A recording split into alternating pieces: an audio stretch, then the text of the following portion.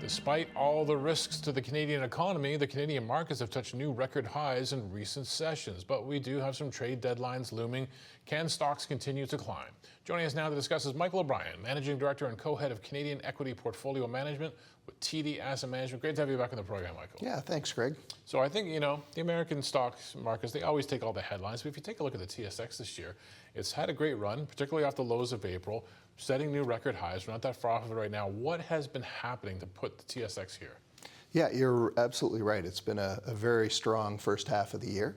I would say there are really three things that have helped get us here. The first is, we had very reasonable valuations. Expectations weren't overheated coming into the year. Even after, I think we're up 10%, something like that year to date, we're still only trading at 16 times forward earnings, which is pretty much normal for the TSX.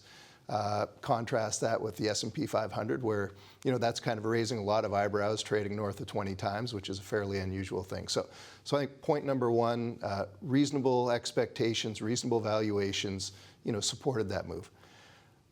Point number two, I would say, and I'm going to put a huge caveat around this one, but relative to everybody's worst fears back in Liberation Day and earlier this year with some of the astoundingly large tariff numbers being threatened by President Trump, the worst hasn't come to pass yet. And I say there's a big caveat around that because this story is not over. I don't think we should let our guard down, but so far the worst fears haven't transpired, and so the market has been sort of climbing that metaphorical wall of worry. And I think the third thing, which is more of a homegrown phenomenon, is I think there's a lot more optimism around Canadian, not just Canadian markets, but also just the Canadian economy, the outlook here in Canada following the recent federal election. There's an old expression that never let a crisis go to waste. I think the silver lining behind the threats from the Trump administration towards not just our economy but our sovereignty is I think there's some introspection happening here in Canada where it's like, look, let's control what we can control. What are some of the self-help things we can do? And so there's a much more positive, pro-business, get things done attitude from the new government. And I think that combined with reasonable valuations, the worst hasn't hit the fan yet here. I think that's how we got here. Let's break down. We got three things now. Let's dig deeper in terms of trying to answer the question, can this run continue? Can we move higher from here? Let's start with those reasonable valuations. You say we're still at a reasonable level. Is this a market then that has room to run? Well, from a valuation perspective, yes, we're not stretched. The key there is it's got to get backfilled by earnings growth. And so really that goes to the heart of this tariff threat is how is the economy going to hold up in the back half of the year? We've seen inflation or unemployment move a bit higher. We had a good report last week, but the trend has been towards higher unemployment. Certainly a lot of pressure on certain sectors of the economy. The sector tariffs and steel, aluminum, autos are certainly hitting Southern Ontario and Quebec hard. But if the economy can hold together and these and the corporations can continue to generate decent earnings growth, there's room there. There's room to go higher. Can we see a bit of rotation in terms of who led for the first half of the year? Because I did my own little report card about, because once you get around the holiday season and you're trying to find some stories to tell, you tell the half-year report card story. Not surprising with the price of gold higher this year and all the global instability. The miners were higher. The gold miners were the leaders. Can some other sector start carrying that baton into the rest of the year? So absolutely, the star performers of the first half were the gold equities. No shortage of reasons to see why gold performed well, given all the uncertainty. And, I don't think that's necessarily a story that's going away in the second half. Gold price is north of $3,000 an ounce. Some of these companies should be able to produce some pretty attractive returns. So I wouldn't necessarily say that the best is behind them. However, you're right. It's always nice to see that broaden out a little bit to some of the other sectors. And really, when you go down the list, pretty much all the sectors had a reasonable first half of the year.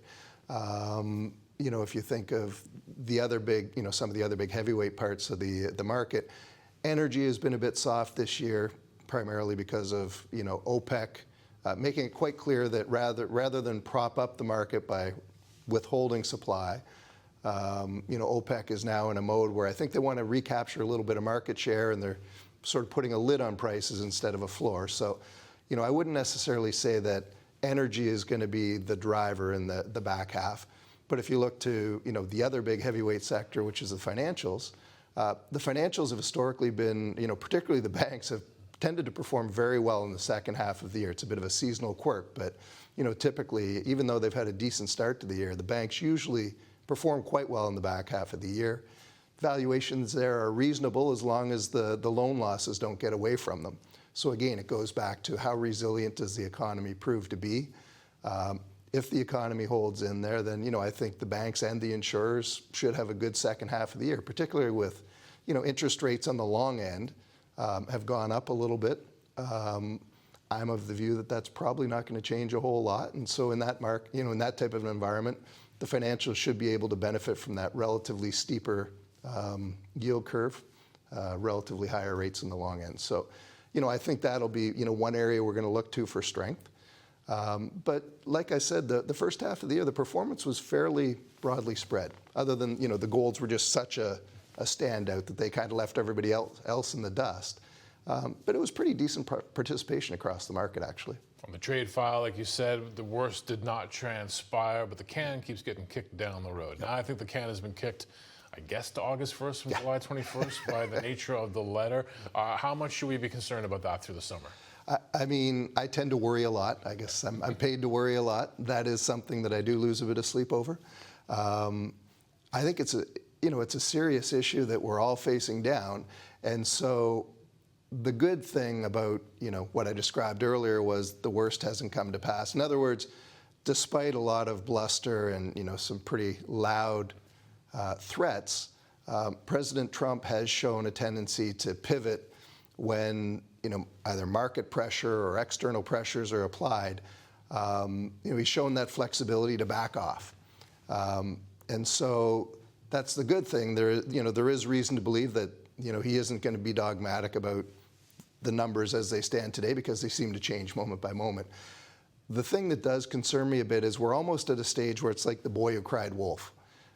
Where if you notice just this last barrage of tariffs over the last week or so, the market's hardly budged. Yeah. Which is telling you that the markets are kind of all in on this, the taco trade, the Trump always chickens out trade, as it's been called. The markets have kind of bought this line that Trump will push and push and push, but at the last minute he'll pull back and we'll all be okay. That's a pretty big bet to make, and so I am concerned that the market isn't maybe showing enough respect for the potential that some of these big whopping tariff numbers actually go into effect, at least for a period of time. So yeah, I think that's something that we should all pay attention to. On your third point, of course, we still have a Liberal government, but now it's Carney as Prime Minister. The Prime Minister has made some, big promises in terms of getting the economy going. Soon we're going to get a budget in the fall. What could be important for the Canadian market on that front? Yeah, well, I think the single biggest thing of importance is, and I can't understate what a refreshing change of messaging we've seen, certainly from a financial markets perspective, a renewed focus on the economy, on helping businesses and individuals grow the economy. That's a very welcome change. I think everybody would agree that we needed a little bit of a revitalization. And I think if you look at this, also kind of comes at an opportune time for Canada, where I think a lot of investors, not just here but globally, have found they've wound up, I would say, overexposed to U.S. assets or U.S. dollar assets, and it's sort of prompted a rethink with all the tariff commotion and all the noise coming out of Washington. I think a lot of investors across the planet have been reevaluating their asset mix. Do I want that much exposure to the U.S.? It seems like a pretty volatile place right now. So I think this sort of renewed, more pro-business message coming from Ottawa is very well received by investors who maybe haven't looked at Canada for a while. So I think that's a very positive side benefit here. But to get to the heart of the question, I think the key here is, unlike sort of that classic under-promise and over-deliver routine that a lot of companies like to try to pull with their earnings reports, the Carney government has clearly raised expectations. People have got their hopes up. They're expecting big things to happen. They're expecting big things to happen quickly.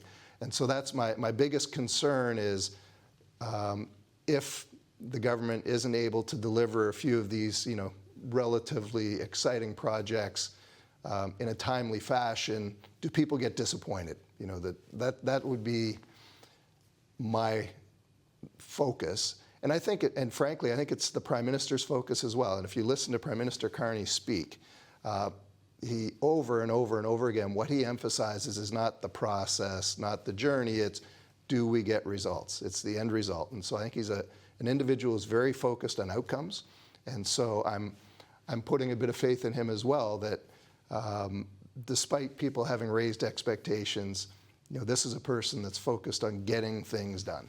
And so the more things that get done, the more confidence will build. And so that's really, I think, the measuring stick that he would apply to his own government, and that certainly I think markets will apply to them as well, is are you getting results?